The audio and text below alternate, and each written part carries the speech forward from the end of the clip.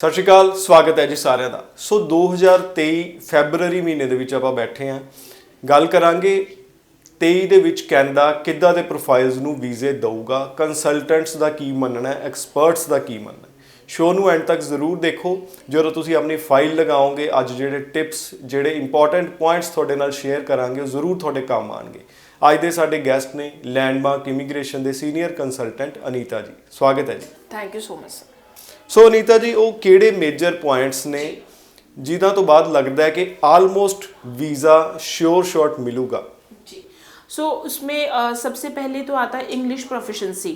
यानी English proficiency से कहने का ये मतलब है अगर किसी स्टूडेंट ने आईएलटीएस किया हो और उसके आईएलटीएस में अप्रोप्रिएट बैंड हो, यानी कि 6 each and 6.5 not less than 6 as per the program requirement. अगर पीटी भी है उनका तो पीटी वही पोस्ट ग्रेजुएट के लिए at least 65 overall and under graduate के लिए इट शुड बी 60।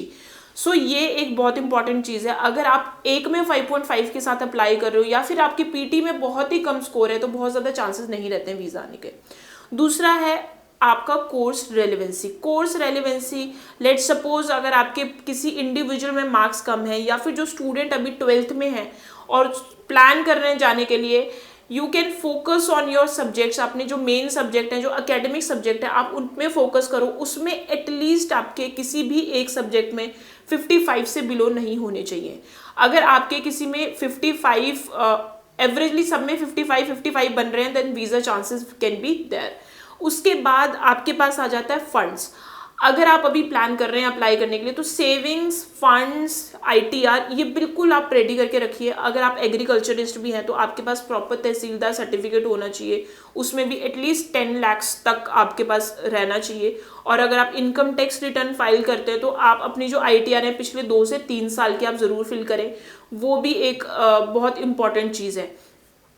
आपका progression is very important thing कि आप कौन सी उसमें आपका जो कोर्स है, लेट सपोज अगर आपने 12th किया है तो उसके बाद आपका अंडर ग्रेजुएट डिप्लोमा होना चाहिए, ठीक है। अगर आपने ग्रेजुएशन किया तो पोस्ट ग्रेजुएट डिप्लोमा होना चाहिए। एंड उसके बाद आपके लिए जो मेन इंपॉर्टेंट आता है that is the public colleges. बहुत सारे स्टूडेंट्स हैं बहुत गलती कर देते हैं। ये सारी चीज़ें तो सबको पता होगी कि चलो ये तो हमें सबको पता है, कोई प्रॉब्लम नहीं है, लेकिन पब्लिक कॉलेज भी आपका बहुत ज़्यादा इंपॉर्टेंट रोल प्ले करता है। प्राइवेट कॉलेज में आप अप्लाई करते हो, मे बी उसमें होगा रिलैक्सेशन, ट्यूशन फीस कम होगी, लेकिन वीज़ा चांसेस भी उतने ही कम होते हैं। जितने भी पब्लिक कॉलेजेस हैं उसमें वर्क परमिट की कोई प्रॉब्लम नहीं है। आपको हर पब्लिक कॉलेज में वर्क परमिट मिलेगा। हमने इस तरह के भी रिफ्यूजल देखे हैं कि कॉलेज में वर्क परमिट नहीं है, फंड्स भी बिल्कुल सही हैं, आईएलटीएस भी हैं, 7.5 बैंड वाली प्रोफाइल है, लेकिन कॉलेज में पर्टिकुलर कॉलेज में वर्क परमिट नहीं था, then student got the refusal. So इस चीज़ का भी आपने बिल्कुल ध्यान रखना है। आप जिस कॉलेज में अप्लाई कर रहे हैं मेक श्योर उसका जो वर्क परमिट हो वो ज़रूर होना चाहिए। एंड द लास्ट आपके पास यही आ जाएगा कि आप अपनी एसओपी में अपनी रिसर्च को किस तरह से मेंशन कर रहे हैं। जब भी आप एसओपी बनाएं, आपका कंसल्टेंट आपकी एसओपी बना रहा है तो you please help that particular consultant, या फिर आप खुद से जितना रिसर्च कर सकते हैं पर्टिकुलर प्रोग्राम के लिए। लेट सपोज आप 12th में हैं और आप कंप्यूटर प्रोग्रामर में जा रहे हैं तो आपको बिल्कुल एक हिंट ज़रूर दें कि आप प्रोग्रामर में ही क्यों जा रहे हैं, कंसीडरिंग उसमें बहुत ज़्यादा न्यूमेरिकल्स है।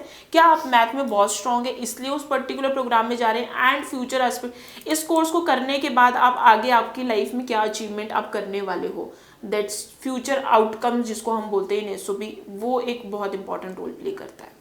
सो स्टूडेंट्स, ये सारे ही पॉइंट बड़े इंपॉर्टेंट ने तो तुसी फाइलिंग तो पहला जरूर ये पॉइंट्स का ध्यान रखो। बट कुछ चीज़ां ਇਹੋ ਜਿਹੀਆਂ ਹੁੰਦੀਆਂ ਨੇ ਜਿਹੜੀਆਂ particularly profile to profile matter करदियां।